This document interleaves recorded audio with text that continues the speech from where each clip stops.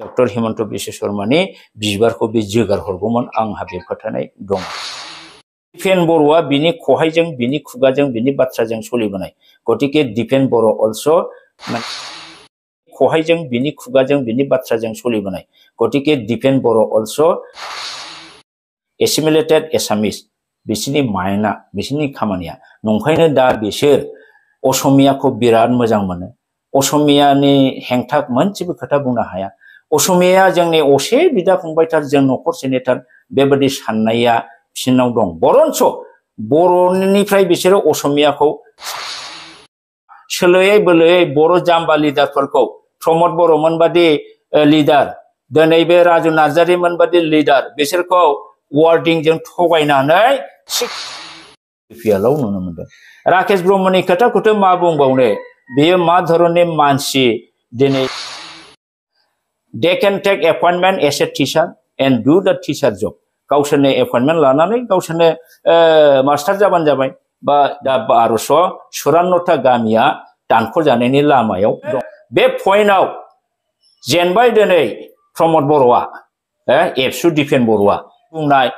3 मास 4 मासनि गेजेराव सार्कुलार होनानै एपइन्टमेन्ट होगोन। बेहाय टटेल पस्टनि 50% सिटखौ आंनि मथेब्ला एनडिएफबि हो बिथांमोनहा। नमस्कार, जे मुगानि थान्दै रिपर्टार बिथांनिसिम जे थांनाय 21 तारिखआव जोंनि इउपिपिएलनि सेन्ट्रेल कमिटिनि जेनेरेल सेक्रेटारि राजु नार्जारि बिथाङा मोनसे निउज पर्टेलाव बिथाङा स्टेटमेन्ट होदों। जे बिथाङा बुंदों जे हेंथा हान्जा अपोजिशन पार्टीनि लिडार्सफोरा बा मानसिफोरा गावसिनि चिफ सीईएम प्रमद बर'नि एगेन्स्टै बिथांनि इमेजखौ नष्ट खालामनो थाखायसो जुक्ति गैयै माखासे रावजों बिथांखौ सोंखारियो। दा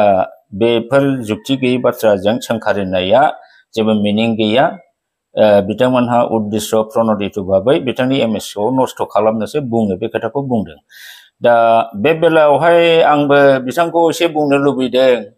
राजु नार्जारि बिथाङाथ' बिराद एक्सपार्ट मानसि होननानै जों बयबो मिथियो। बिथाङा भारतनि कन्स्टिटिउशननि सोमोन्दैबो बिराद मिथिगौ आरो बेनिफ्राय ल'फोरनि खोथाखौबो बिराद मिथिगौ। बिथाङा नेरसोन मोनसे एनजिअनिबो बिथाङा चिफ एग्जिकिउटिभ डाइरेक्टर, गोबां एक्सपिरियेन्स गोनां बिथाङा, गोबां नलेज गोनां मानसि। दा बाथ्राया आं बेखौसो बुंनो लुबैदों, बिथांमोननि इउपिपिएलनि गभर्नमेन्टनि जेनाखि सीईएम प्रमद बर' बिथांखौ रावबो जुक्ति गैयै रायनायखौ आं दिनैसिमबो नुफेराखै। आरो बेबादि जुक्ति गैयै रावखौबो खुनु मानसियानो अपोजिशननियानो जा गावसिनि हान्जानियानो जा बुंनो हाया, खार'ना निसय दङ। दा बिथांखौ आङो सोंनो लुबैयो जे बिथाङा मा हिसाबै बेबादि खोथाखौ बुंखो। जे प्रमद बर'खौ अपोजिशननि बा सोरबा व्यक्तिगत सासे सानैया सोंखारिदों मानो? बेहाय जाहोन दङ। से हमनानै लादो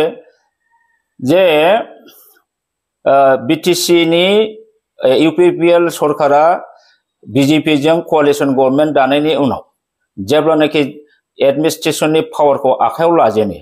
बे आखायाव लाजेननाय समावनो जोंनि प्रमद बर' सीईएम बिथाङा पावार लाखांजेननायनि उनावनो मानो 16था डिपार्टमेन्टखौ डिसिफोरनो मानो सुपारभिजन एन्ड मनिटरिंनि होल चार्जखौ मानो बिथाङा हरखे? थांनाय जुनाव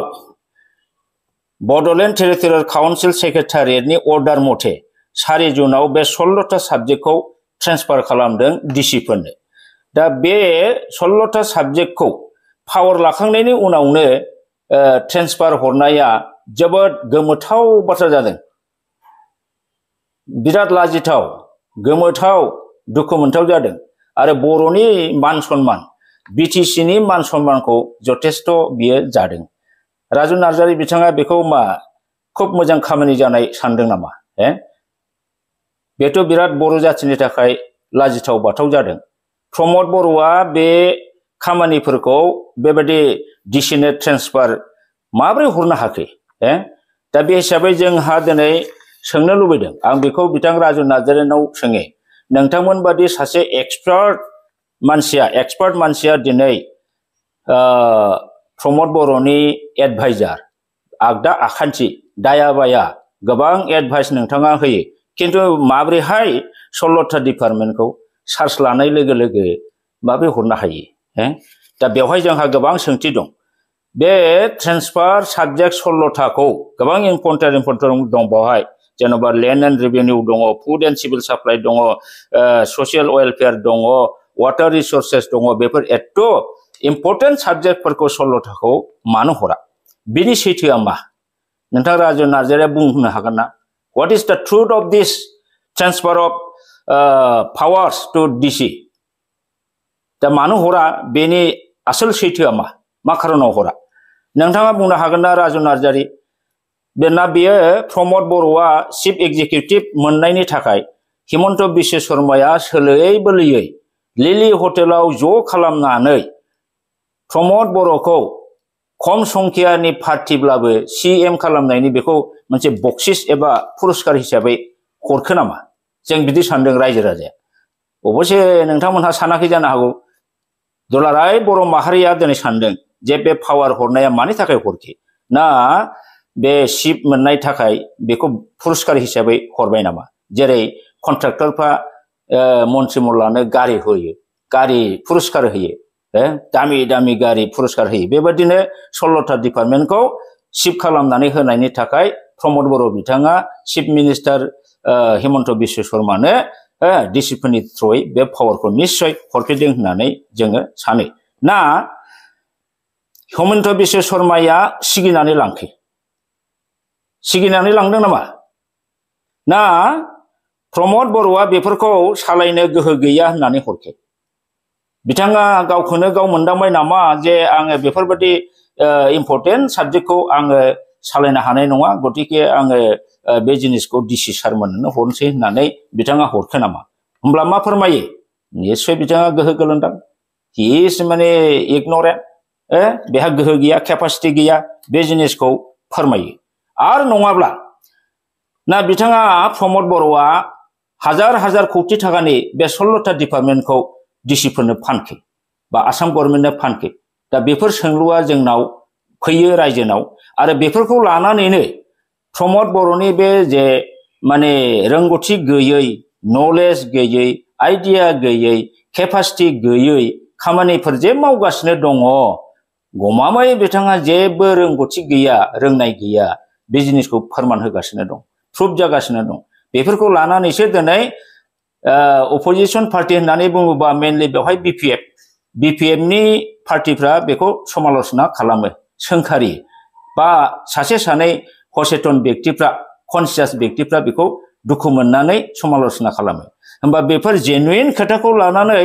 प्रमोद बर'नि सायाव फंसे फंनै सैथो खोथाखौ बुङोबा बियो इमेजखौ नष्ट खालामनो बुंनाय जायो नामा नार्जारि नोंथां बे इमेज नष्ट खालामनाय जायो नामा नोंथाङा फिन होदो मा खारननि थाखाय बे 16था डिपार्टमेन्टखौ हरा दिनै नोंथांमोननि BTC काउन्सिलनि जे पावार जे गभर्नमेन्ट बेनि BTC नि बे बारि बेराया बेसेबां जिलांखो बेसेबां हंला हंथा जिनानै लांदां जाखो जायनि फलाव बेवहाय मोसौ मोसा हाबनाय मोसौ बोरमा हाबगासिनो दं गलांनाया गलांगासिनो दं नोंसा खेल दं नामा जोंथ' लाजिबाय माने आगोलनि हाग्रामा महिलारि बिथांनि दिनाव BTC आव रावबो बे मास्टारानो जा साबजेक्ट टिचारानो जा बा गुबुन डिपार्टमेन्टनि मेडिकेलानो जा एमप्लयियानो जा हाबफैनो हायामोन आरो जुदि साख्रि गोदान सोनांगौ जायोबाबो BTC आनो बेफोर इन्टारभिउफोरनि माबाखौ सार्कुलारफोरखौ होनानै इन्टारभिउ लानानै होदोंमोन बाहेरानिफ्राय एपइन्टमेन्ट लानानै फैब्लाबो बिसोरो NOC मोनैनि थाखाय जइन लानो हायामोन दा दिनै नोंसिनि BTC आव मा जाखो BTC आव मा जाखो राजु नार्जारि नोंथांमोनहाथ' बिराद एक्सपार्ट मानसि नोंसोर मिथिया नामा जे BTC आव थांनाय बोसोराव एडुकेशन डिपार्टमेन्टआव BTC नि बाहेरानि बेसेबां हाई स्कुल आरो हायर सेकेन्डारियाव मास्टारफोर मिस्ट्रेसफोर जइन लाफैदों नोंथाङा मिथिया नामा बेखौ होमबा बे मास्टार आरो मिस्ट्रेस बा साबजेक्ट टिचार बेयो मामोन ट्रेन्सफार साबजेक्टआव एडुकेशन डिपार्टमेन्टनि 3rd ग्रेडनि पोस्ट ट्रेन्सफार साबजेक्टनि बेफोर पोस्टमोन दा बेखौ दिनै मानो होबथानो हायाखै बिटिसिनि बाहेरानि मानसिया बिटिसिनि high school LP school ME school आरो हायर सेकेन्डारियाव माब्रै जइन लाफैनो मोनखै होमबा नोंसिनि एडमिनिस्ट्रेशना बेसेबां लुज बेसेबां नोंसिनि बारिया जिदों स' बाहेरानिफ्राय हाबफैदों स' गलांदों नोंसोर मिथिगौ नामा दा मिथिया नामा आरो बेफोरबादिखौ मिथियाब्ला नोंसोरलाय आरो मारैथो पार्टीनि जेनेरेल सेक्रेटारि पार्टीनि गाहाय बोरैथो जाखो नोंथांमोनहालाय नोंथाङा मिथिगौ नामा जे सेक्रेटारियेट अफिसनिफ्राय बिटिसिनिफ्राय 4 बर' अफिसारफोरखौ बिटिसिनि बाहेरायाव हरबाय सोंनानै नाय नोंसोर दा रुलिं पार्टीनि मानसि बिटिसि सरकारनि मानसि नोंथांमोनहानो सोंनानै नाय जे 4 बर' अफिसारफोरखौ बिटिसि सेक्रेटारिनि स्टाफखौ बर' रोंनाय बर' मानसिखौ मानो बिटिसिनि बाहेरायाव मानो हरखो बेवहाय मानो होबथानो हादिया प्रमद बर'आ बेखौ मिथिगौना मिथिया आरो 16 जन अफिसारफोर विभिन्न डिपार्टमेन्टनि इनक्लुडिं सार्कल अफिसार बे बर' अफिसारफोरखौ बाहाय डिएफअ दं रेन्जार दं आरो सार्कल अफिसार दङ बे बर' मानसिफोरखौ मानो बिटिसिनिफ्राय बाहेरायाव हरखो आरो हरबावगोन आरो गोबां साख्रि कम्पासनेट ग्राउन्डआव एपइन्टमेन्ट लाफैदों बेखौ नोंथांमोनहा मिथिया नामा बेबोथ' 3rd ग्रेडनि कम्पासनेट ग्राउन्डआव माब्रै एपइन्टमेन्टआव दा फैनो हागौ कम्पासनेट एपइन्टमेन्ट सिस्टेमाथ' 2017 निफ्रायनो जोबदों होमबा दिनै 2022 आव माब्रैहाय कम्पासनेट ग्राउन्डआव एपइन्टमेन्ट बोरै लाफैनो हायो बिटिसिआव बे गुवाहाटीयाव होनो हायै जाब्रा जुब्राफोरखौ दिनै बिटिसिआव नोंसिनि गभर्नमेन्टखौ लोरबां थोरबां होननानै नोंसिनि बेराबारिया जिजोब्बाय होननानैथ' दिनै हरदों दा बेफोरखौ बुंब्ला माने प्रमद बर'खौ ओरैनो इमेज नष्ट खालामनो होननानै बुंनाय जायो नामा राजु नार्जारि नोंथां जोंथ' मिथिगौ नोंथांमोननि बेराया जिज्लाजोब्बाय जाय गोसो बेनो फैनो हायो जाय गोसो बेनो थांनो हायो दिनै बेफोरबायदि उदाहरन दिनै बर' अफिसारफोरखौ 13 जन बाहेरायाव हरनाय 4 सेक्रेटारियेट स्टाफखौ बाहेरायाव हरनाय आरो बेनिफ्राय नेशनेल हेल्थ मिशननि गोबां 3rd ग्रेडनि जइन लाफैनाय फोरोंगिरिफोर जइन लाफैनाय बेनो नोंसिनि एडमिनिस्ट्रेशनखौ दिनै फोरमायो आरो बेखौ लानानै दिनै दुखु मोननानै रायजो राजाफ्रा सोंखारियोब्ला बुङोब्ला आरो प्रमद बर'खौ इमेज नष्ट खालामनोसो बांसावद्लादों होननानै नोंथांमोनहा बुङो बिराद मोजां मोजां स्राय स्रायै नोंथांमोनहा मिलौदो देंखोजों रायजोफोरखौ मिसा भाबै बुंनानै बेबादिनो बुजायनानै दोनो थास्लिमनानै दोनो थास्लिमगिरि हिनजावफोरबा नोंसोरखौ थाथिखि होनजायो बिराद थाथिखि सालाखि नोंसोरो गोदैजों नंखाय बाथ्राखौ बुंनानै रायजो राजाखौ नोंथांमोनहा मा खालामो थगायनानै दोनो दिनै नोंथांमोननि बेफोरखौ नायनानै जों सानो नोंथांमोनहा हाग्रामा महिलाखौ जाम्बा लेखा रोङा बुंदोंना बुङाखै मोनसे समावथ' हाग्रामाया जेबो रोङा लेखा रोङा बियो बेहा डिग्री गैया माब्रै देश सालायनो बे होनदोंमोन दा नोंथांमोनखौ नायदो नोंथांमोनहा बिराद गोरों मास्टार डिग्री हल्डार PhD हल्डार एक्सपार्ट ल' पास गोजा दिनै नोंसिनि बे UPPL सरकारा अब्ला मानोथो माने साख्रिनि माबानि बिटिसिनि चार्ज मोननाय लोगो लोगो 16टा साबजेक्टखौ मानो माने डिसिफोरनो हरखो हाग्रामाया जाम्बा मानिबाय जों बे जेबो रोङा किन्तु बे हाग्रामा महिलाराया माने 40 साबजेक्ट ट्रान्सफार साबजेक्टखौ लानानै 17टा बोसोर 17 इयार्स बे कमप्लिट 17 इयार्स बेयो बिराद मोजाङै रायजो खुंदोंमोन बेनो बै समाव खुनु डिसिनि गोनां जायाखैमोन बियो गावनि पावारखौ आं मावनो हाला माखासेखौ डिसिनाव बारहोहरनोसै बेबायदि खोथा मालाबा बुङाखै हराखैबो होमब्ला हाग्रामाया जाम्बा जाय 40टा डिपार्टमेन्टखौ 17 बोसोर सालायदों बे जाम्बा ना नोंसोर पावार मोना खोथा गैया बाथ्रा गैया 16टा साबजेक्टखौ डिसिनो हरनाया जाम्बा जाखै दा नोंथाङा बिजिरनानै नायदो आरो बेफोरखौ सोंखारियोब्ला आरो नोंथांमोनहा सानो होनो जे प्रमद बर'खौ माने इमेज नष्ट खालामनोसो बुङो दा नंखायनो नोंथांनि बे बुंनाया अनला खारियाव आगान थायै बाथ्रायावनो गोलैदों साख्रिनि बेलायाव नोंथांमोनहा बुंदों रन्जित बसुमतारी EM बिथाङा बुंदों 1100टा पोस्ट थांनाय बारनि आसाम सरकारा जेनेरेल जेनेखि एपइन्टमेन्टनि थाखाय थार्ड ग्रेड फोर्थ ग्रेडनि जे रिटेन टेस्ट इंटरभिउ लादों बेहाय बीटीसी जों लोब्बा गैया जोंनि बीटीसी पोस्टआ बीटीसी आवनो दङ जों दाबो बेखौ एपइन्टमेन्ट होनो हायो बुंदों आरो नोंथांमोनहा गोबां सोद्रोमाया गोबां रोखोमनि फिगार बुंदों जेरै रनजित बसुमतारिया सानसेखालि प्रेस मिटआव आं नुदों मोनसे बाइटआव बिथाङा बुंदों जे बीटीसी आव जोंहा 1100टा पोस्ट दं जों बेखौ थाबैनो एडभार्टाइजमेन्ट होनानै माने बिना फैसायै गय खान्दिसेबो जायालासेनो साख्रि होगोन होननानै बुंदों आरो डक्टर नीलत स्वर्गियारिया बुंदों जोंनाव 3000 निबो बारा पोस्ट दङ जों बेखौ थाबै सार्कुलार होनानै एपइन्टमेन्ट होनो हागोन जोंहा 3000 टानि बारा पोस्ट दं होनदों आरो राजु नार्जारिया दाखालि 21 तारिखआव बुंदों 1800 पोस्ट दा आंना कुइसना बे नोंथांमोन लेखा गोरों इन अल राउन्ड एक्सपार्ट मानसिफोरनि बाथ्राया माब्रै गुबुन गुबुन मानसिनि फिगारा बोरै गुबुन गुबुन जायो नोंथांमोननि थार्ड ग्रेड फोर्थ ग्रेडनि भेकेन्सिया रनजित बसुमतारिनि थाखाय 1100टा डक्टर नीलत स्वर्गियारिनि थाखाय 3000टा आरो राजु नार्जारिनि थाखाय 1800टा बबे मोनसेया सैथो जोंहा सन्देह जादों जे बीटीसीआ अफिसा मोनथाम नामा रनजित बसुमतारिनि अफिस बीटीसीआ आलदा नीलत स्वर्गियारि बिथांनि अफिस बीटीसीआ आलदा आरो राजु नार्जारि बिथांनि अफिसा आलदा नामा नंखायनो भेकेन्सिनि डाटाया आलदा आलदा जादों आरो नोंथांमोनहा गोहोआ जोंनाव दाबो दं होनदों बेखौ रावबो आसाम गभर्नमेन्ट बा सेन्ट्रेल गभर्नमेन्टआ सेनानै लांनो हाया होनदों सेनानै लांनो हायाखैब्ला मेडिकेल डिपार्टमेन्टआव हेल्थ मिशनाव मानो गोबां थार्ड ग्रेड फोर्थ ग्रेड हाबफैखो एडुकेशनाव बोरै हाबफैखो नोंथांमोना होबथानो हादों हाग्रामानि दिनावथ' बिदि जायाखै होमब्ला नोंसोर जे दाबो जोंनि आखायाव दं होननायखौ माबोरै बुंनो हायो गतिके नोंसोरनि बे बुंनाया खुनु जुक्ति गैयैखौ नोंसिनिखौसो जोङो जुक्ति गैयै बुंनानै नंखाय फाला बुंनानै रायजो राजाखौ थगायनानै गोदै गोदै बुंनानै थास्लिबनानै ओरैनो कनसोलेसन फोजोननानै दोननाय टेकनिकखौ नोंसोरखौसो बिराद एक्सपार्ट गोरों बेबादि थगायनानै दोननायाव जों नुदों दिनै नोंथांमोनहा एपइन्टमेन्टखौ जों थाबैनो होगोन होनदों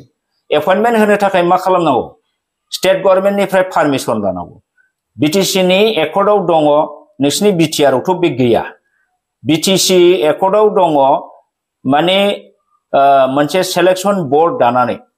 सेलेक्शन बोर्डआ माखासे रुल्स बानायनानै एपइन्टमेन्टफोरखौ आसाम गभर्नमेन्टआ जे रुल्सफोरजों साख्रि होयो बेबादि रुल्स बानायनानै होनो हागोन होननाय बीटीसी एकर्डआव सुक्तियाव एक्ट हिसाबै दं नोंसिनि बिटिआरआव गैया दा नोंथांमोनहा बै बीटीसीखौनो माब्लाबा बीटीसी 6 शिड्यूल गैया होनो आरो माब्लाबा दं होनो सन्देहजनक नोंथांमोननि बाथ्राया दानो बुंसे आरसा नोंसोरो बीटीसीनि बै जे थार्ड ग्रेड आरो फोर्थ ग्रेड एक्सेप्ट माने एपीएससी रिकमेंडेड पोस्टनि बादै थार्ड ग्रेड आरो फोर्थ ग्रेडखौ होनो हानाय बै बीटीसीनिखौनो नोंसोर हायर लाबाय दे होमबा नोंसिनि रुल्सआ मा what is your rules for appointment giving appointment of third grade fourth within द बीटीसी बा बीटीआरनि गेजेराव नोंसोर जे third grade fourth grade appointment होनो सार्कुलार होनो होनदों नोंथांमोननि रुल्सआ मा बे रुल्सफोरखौ अननानै खिथा जोंथ' मिजिंथिदों हाग्रामानि दिनाव 75% बर' मानसिया बीटीसीआव साख्रि मोनदोंमोन नोंथांमोनहा बे नोंथांमोननि सेंट्रेल रिक्रुटमेंट बोर्ड बा माबा मोनसे अपॉइंटमेंट बोर्ड दादों बावहाय 75% ट्राइबेल एबा बर'खौ होनो हागोन ना आरो नोंथांमोननि बे रुल्सआ गवर्नरजों एप्रुभ जागोन ना आर यू श्योर बेखौ नोंथांमोनहा क्लियार जा बेफोरखौ क्लियार खालामखांनानैसो नोंथांमोनहा खोथाखौ बुं yes now we are competent to give the circular and give the appointment बिनि आगोलनो अख्राङाव मोफौ हायाव बाहागो नोंथांमोना मानो खोथा बुङो नोंथांमोननि एपॉइंटमेन्टनि रुल्सआनो खुब सम्भब जायाखै दाखालि रनजित बसुमतारिया सेप्टेम्बर अक्ट'बरनि गेजेरावनो सार्कुलार होनानै जोङो 1100टा पोस्टखौ होगोन होनदोंमोन रुल्सआ गैयाब्ला माजों एपॉइंटमेन्ट माजों सार्कुलार होनो नोंसोर आरो राजु नार्जारिया होनदों थाबैनो 3 मासनि गेजेरावनो जोङो एडभार्टाइजमेन्ट होनानै एपॉइंटमेन्ट होगोन होनदों दा बबे रुल्सजों होगोन नोंसोर दा बे रुल्सखौ बानायदोंना बानायाखै नोंसोरो बे बीटीसीआव जाय बीटीसीखौ हाजार हाजार बर' रायजो राजा जिउ गारनानै मोनदों जाय BTC खौ हाजार हाजार बर' हिन्जावफ्रा जिनाहारि जानानै मोनदों हाजार हाजार मानसिया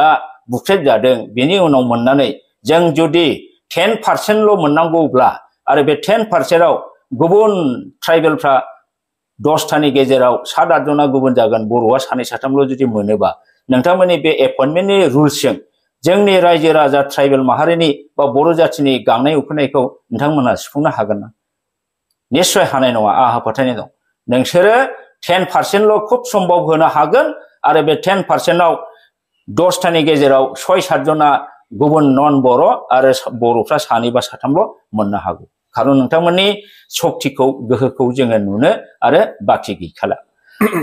दिनै नोंसोरो UPPL एडसु NDFB नोंसोर सुक्ति खालामबाय थार्ड एकर्ड बे थार्ड एकर्ड BTR एकर्डआव दिनै नोंसोरो NDFB नि रिहेबिलिटेशननि खोथा एसे लिरनाय दङ एक्स ग्रेसिया होनायनि खोथा लिरनाय दङ नाथाय आं सानो हाग्रामा महिलारिया लेखा रोङा जाम्बाबाबो बिथाङा BTC एकर्ड जाखांनायनि उनाव गोबां गावनि केडारफोरखौ गुबुन गुबुन पेरामिलिटारि डिपार्टमेन्टफ्राव बिथाङा रिकुइजिसन होयै एथजन खथा आंनो नांगौ एथटा खथा नांगौ होननानै बिनानै लानानै CRP BSF रेजिमेन्टफ्राव सोनो हादों कमान्ड'फ्राव सोनो हादों गोबांनो दिनै नोंसिनि बे BTR एकर्डआव सहि होग्रा प्रमद बर' बिथांमोनहा बे NDFफोरनि खोथाखौ सारेन्डार NDFनि अबस्थाखौ मा खालामनो सानदों दिनै बिसोरखौ माब्ला साख्रि होगोन नोंनि एक्स ग्रेसिया 4 लाखआ साननैजोंनो जोबो बेजों बिसोरो थैब्लाबो जिउ खांनो हाया दा गमामायै बिसोरखौ हाथियार गाननानै थांनानै थानो हानाय जुदि नोङो जुदि सुबिदा होनोब्ला बिसोरनो साख्रियाव बिसोरनि बैसो बिसोरनि क्वालिफिकेशनखौ नायनानै नोङो थार्ड ग्रेड आरो फोर्थ ग्रेडआव सोनो हानांगौ आं दिनै खावलायगोन राजु नार्जारि नोंथाङा जेनेरेल सेक्रेटारि UPPL नि आरो प्रमद बर'नि नोंथाङा एडभाइजार नोंथाङा अननानै ओरैबायदि पलिसि बानाय नैबे रनजित बसुमतारिनि बा 1100 नीलत सरगयारिनि बा 3000 आरो नोंथांनि बा 1800 बे पस्टफोरखौ 1100आनो जा 3000आनो जा 1800आनो जा जाहाथे बेनि 50% आधाखौ 1100 बा 550 थाखौ NDFB केडारफोरनो बिथांमोननो खथा बानायनानै रिजार्भ खालामनानै दोन NDFB रिजार्भ खथा 550 आरो नीलत सरगयारिनि 3000 बा 1500 था पस्टआ बियो सारेन्डार जानाय NDFB बिथांमोननि क्वालिफिकेशन आरो बैसोजों एडजास्ट खालामनानै होनो थाखाय बेखौ खानानै हो शान्ति फैगोन किन्तु नोंथांमोनहा बिसोरखौ हाथियार गारहोनानै जुदि थांनानै थानायनि राहा होनो हायाबा बिथांमोनहा उनावहालागै फ्रास्ट्रेसनाव भुगिनानै मोनसे समाव हाग्रायाव थांफिननो हागौ स्वाभाबिक बे ओरैनो हरखायो गोबां गाज्रि सामाजिक गाज्रि खामानियाव बिथांमोनहा जड़ित जानो हागौ नंखायनो बिथांमोननि मंगलनि थाखाय दुलाराय BTC बासिन्दा रायजोनि मंगलनि थाखाय नोंथांमोनहा जुदि हायोब्ला नोंथांमोनहा जोंनि BTC नि नोंथांमोन बुंनाय 3 मास 4 मासनि गेजेराव सार्कुलार होनानै एपइन्टमेन्ट होगोन बेहाय टटेल पोस्टनि 50% सीटखौ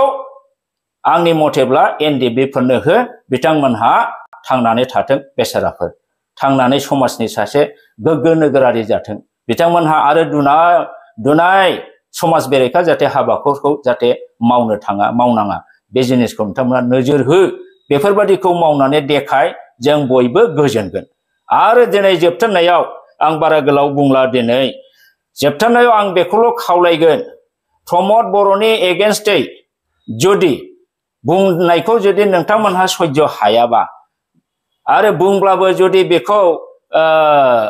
इमेज नष्ट खालामनायनिसो बुंदों होननानै बुङोब्ला नोंथांमोनहा समस्याखौ समाधान खालामनो निश्चय गोसो गैया जुदि गोसो दङब्ला आं दिनै खावलायगोन रायजोजों बाख्नाय जानाय मोननोब्ला नोंथाङा जेहेतुके साजेसन बिदों आं साजेसन होगोन सासे सिनियर सिटिजेन हिसाबै नोंथाङा प्रमद बर'खौ प्रिन्सिपाल सेक्रेटारिनि दारै थांनाय 4 जुन 2021 4 जुन 2021 बे अर्डार जे अर्डाराव 16टा डिपार्टमेन्टखौ जे DC फोरनो हरदों बे अर्डारखौ थाबैनो केन्सेल खालामनानै गासिबो 16टा डिपार्टमेन्टखौ नोंथांमोनहा बिटिसि आव लाबोफिननांगौ आरो बेनि एडमिनिस्ट्रेशननि खामानिफोरखौ मावफैनांगौ डिसिफोरनो हरनो नाङा बेखौ नोंथांमोनहा थाबैनो माव जों रायजोआ निश्चय गोजोनगोन अब्ला जों नोंसोरखौ मोजां रावजों बाख्नायगोन